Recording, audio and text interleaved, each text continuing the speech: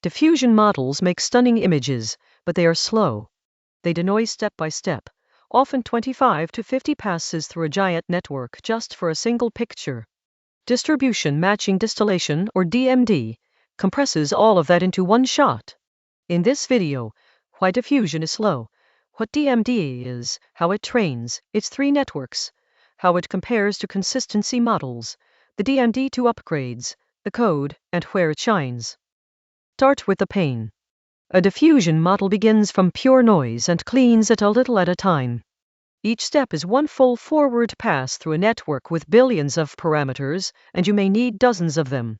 That is great for quality, but terrible for latency and cost. Real-time or on-device generation is hard. Earlier speed-ups like progressive distillation and consistency models help, but often trade away sharpness. We want teacher quality in just one or a few steps. So what is DMD? It turns a slow multi-step diffusion teacher into a one-step student generator.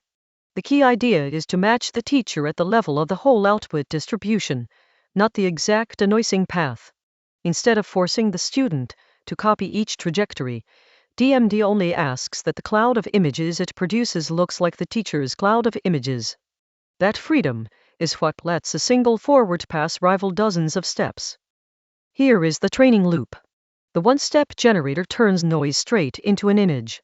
DMD then scores that image two ways, with the frozen teacher, which knows the real data distribution, and with a second diffusion model, the critic, trained on the generator's own outputs.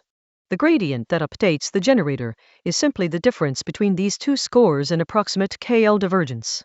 Push them together, and the generator's distribution drifts toward the teacher's. So DMD really juggles three networks. The one-step generator is what you keep at the end. The real score network is the frozen teacher, giving the gradient of the true distribution. The fake score network is a small diffusion model retrained on the fly to track whatever the generator currently produces. DMD2 adds a fourth piece, a GN critic that discriminates generated images from real ones, sharpening quality and letting it learn from real data too. How is this different from consistency models? A consistency model enforces a point-to-point mapping. Every noise sample must land on the teacher's exact trajectory endpoint. DMD drops that constraint and matches distributions instead, which is looser and easier to satisfy. In practice, DMD reaches a much lower FID, about 2.5 times better than a consistency model on ImageNet64, because it is not fighting to reproduce each individual path. And here are the headline numbers. The original DMD hits a 2.62 FID on ImageNet64 and generates 512 pixel images at 20 frames per second and half precision, about 100 times fewer network evaluations than the teacher. DMD2 pushes that to a 1.28 FID, actually beating the original teacher, while cutting inference cost roughly 500-fold. DMD2 also fixes the original's biggest cost.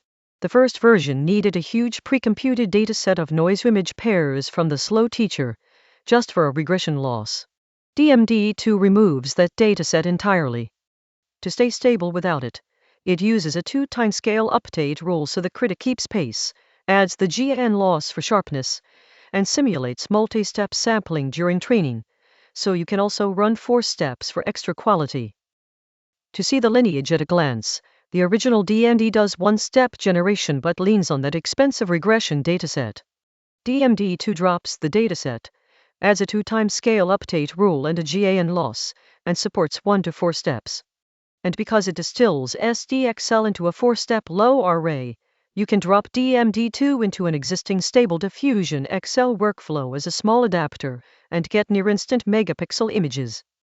In code with Hugging Face diffusers, you load the SDXL backbone, swap in the DMD2 4-step UNet weights from the public DMD2 repo, and use the LCM scheduler.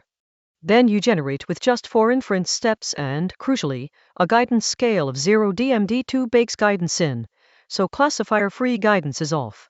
4 passes, no CFG, and you get a full-resolution image in a fraction of a second. Where does DMD shine? Anywhere latency and cost bite. Real-time, interactive image editing, where you want the canvas to update as you type. On device or edge generation, where you cannot afford 50 forward passes. High-volume production pipelines that render millions of images. And increasingly video and 3D, where the per-frame cost of full diffusion is simply prohibitive. A few-step generator makes those workloads practical. When should you reach for it, and when not? Reach for DMD when you need real-time or cheap inference, when you have a strong diffusion teacher to distill, and for high-volume or on-device serving. Think twice when you have no good teacher to distill from, when you need absolute peak quality and step count truly does not matter, or when you lack the compute budget to run the extra distillation training in the first place. Let's recap. Diffusion is slow because it denoises over many steps. DMD distills that teacher into a one-step generator by matching output distributions, using the difference of two score networks as its gradient. DMD2 drops the costly dataset, adds a GAN loss and multi-step sampling, and even beats its teacher. It trades a little training effort for enormous inference savings. Save this and follow for more clear AI explainers. That is distribution matching distillation. Teach a one-step generator to match the whole distribution of a slow diffusion model and get near-instant, high-quality images. Did this make DMD click? Follow for plain English Gen AI breakdowns.